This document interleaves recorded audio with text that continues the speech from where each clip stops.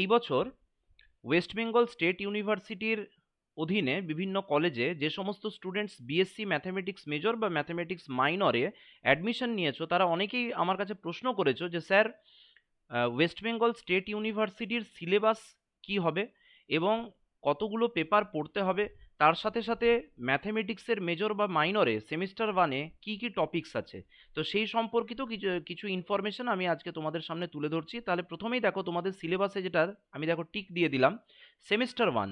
Semester ওয়ানে তুমি ধরো ম্যাথমেটিক্সে মেজর নিয়েছো, তাহলে তোমাকে একটা কি পড়তে হবে, ডিএস মানে ডিসিপ্লিন স্পেসিফিক একটা পেপার থাকবে যেটাকে আমরা কোর পেপার বলি। তাহলে কোর পেপারে দেখো তোমাদের অ্যালজেব্রা আছে, তাহলে এটা তোমাকে পড়তে হবে। এবার তোমার যদি ম্যাথমেটিক্সে মেজর থাকে তাহলে তুই অ্যালজেব্রা পেপারটার সাথে তোমাকে একটা মাইনর পড়তে হবে, যে মাইনরটা তোমাকে অন্য ডিসিপ্লিন থেকে নিতে হবে, like computer science, physics, statistics, এই ধরনের পেপারসগুলো তোমাকে মাইনর পেপার হিসেবে হয়তো সিলেক্ট করতে হতে পারে। এবারে এসিসি পেপার মানে স্কিল এনহ্যান্সমেন্ট কোর্স, এই স্কিল এনহ্যান্সমেন্ট কোর্সে ম্যাথমেটিক্সে যাদের মেজর আছে সেই সমস্ত স্টুডেন্টস সি প্রোগ্রামিং পেপার পড়বে, ঠিক আছে। এবং এমডিসিতে তোমাদের একটা পেপার পড়তে হচ্ছে। তাহলে টোটাল সেমিস্টার ওয়ানে তোমাকে কিন্তু 4টে পেপারের পরীক্ষা দিতে হবে। আমি প্রথমে কিন্তু বলছি যারা ম্যাথমেটিক্সে মেজর নিয়েছো তাদের জন্য। তাহলে তোমাকে প্রথমে পড়তে হচ্ছে মেজর পেপার হিসেবে একটা অ্যালজেব্রা, তারপরে মাইনর অন্য ডিসিপ্লিন থেকে অফার করা হবে, এসিসি পেপার হচ্ছে সি প্রোগ্রামিং, এবং তোমার কলেজ থেকে বলে দেবে তোমার এমডিসি পেপার কি থাকবে। এই 4টে পেপার তোমাকে এই সেমিস্টারে পরীক্ষা দিতে হচ্ছে।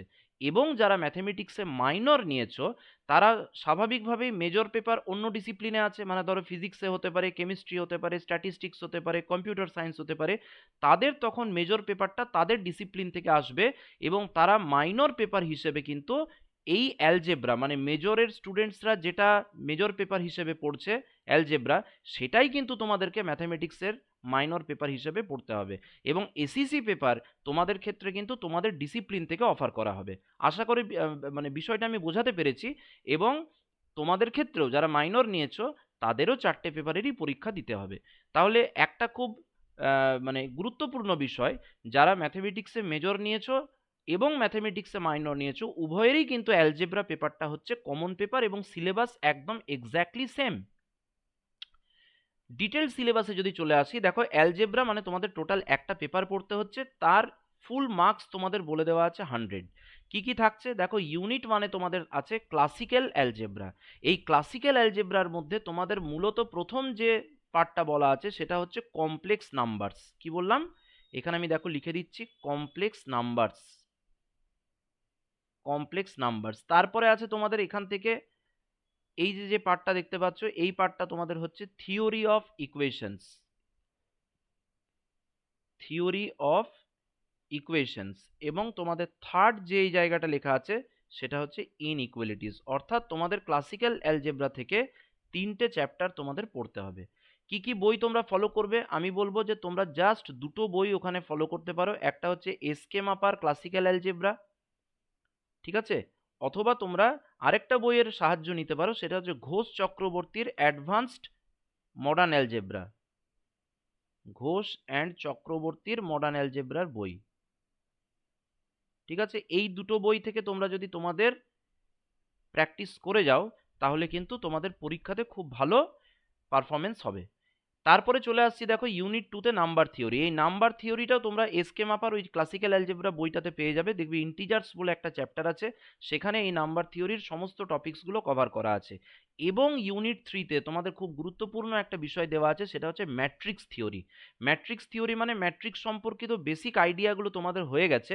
এখানে তোমাদেরকে mainly rank of a matrix, ম্যাট্রিক্সের বিভিন্ন প্রকারভেদ, তারপরে তোমাদের হচ্ছে সিস্টেম অফ লিনিয়ার ইকুয়েশনস কিভাবে সলভ করা হবে, এবং সর্বশেষে eigen values, eigen vectors, Cayley Hamilton theorem, এই পার্টটা দেওয়া আছে। এই ম্যাট্রিক্স থিওরির জন্য তোমরা যে বইটা পড়বে সেটা হচ্ছে higher algebra, higher algebra abstract and linear, abstract and linear, written by SK Mapa. ঠিক আছে, তাহলে আপাতত তোমাদের এই পেপারটার জন্য দুটো বই ফলো করতে হচ্ছে। এসকে মাপার একটা হচ্ছে হায়ার অ্যালজেব্রা অ্যাবস্ট্রাক্ট লিনিয়ার, এবং অন্য বইটা হচ্ছে ক্লাসিক্যাল অ্যালজেব্রা। এবং এই সিলেবাসটা কিন্তু মাইনরদের জন্য একদম এক্স্যাক্টলি সেম। ঠিক আছে, তাহলে এই ছিল আজকের ভিডিও। আর সি প্রোগ্রামিংয়ের সিলেবাস তোমরা নিজেদের যে ওয়েবসাইটে সিলেবাস দেওয়া থাকছে, অর্থাৎ এই যে পিডিএফ কপিটা তোমরা এখন দেখতে পাচ্ছ, এখান থেকে তোমরা দেখে নেবে। সি প্রোগ্রামিংয়ের জন্য তোমরা যদি বালাগুরুস্বামীর বইটা পড়ো তাহলেই যথেষ্ট। এবং তার সঙ্গে সঙ্গে তোমরা অবশ্যই ইন্টারনেটের বিভিন্ন যে কন্টেন্টস আছে সেগুলোর হেল্প নেবে। তো আজকের ভিডিও আশা করি তোমাদেরকে একটু হলেও হেল্প করবে। পরবর্তীকালে আমি ওয়েস্ট বেঙ্গল স্টেট ইউনিভার্সিটির জন্য কী ধরনের প্রশ্ন আসে, ঠিক আছে, অর্থাৎ কোয়েশ্চেন প্যাটার্ন নিয়ে আমি একটা ভিডিও করে দেবো। আর যদি তোমাদের কোনো প্রশ্ন থাকে তাহলে অবশ্যই এই ভিডিওর কমেন্ট বক্সে তোমরা সেগুলো জিজ্ঞেস করতে পারো। প্রত্যেকে ভালো থাকবে, ভালো করে পড়াশোনা করো।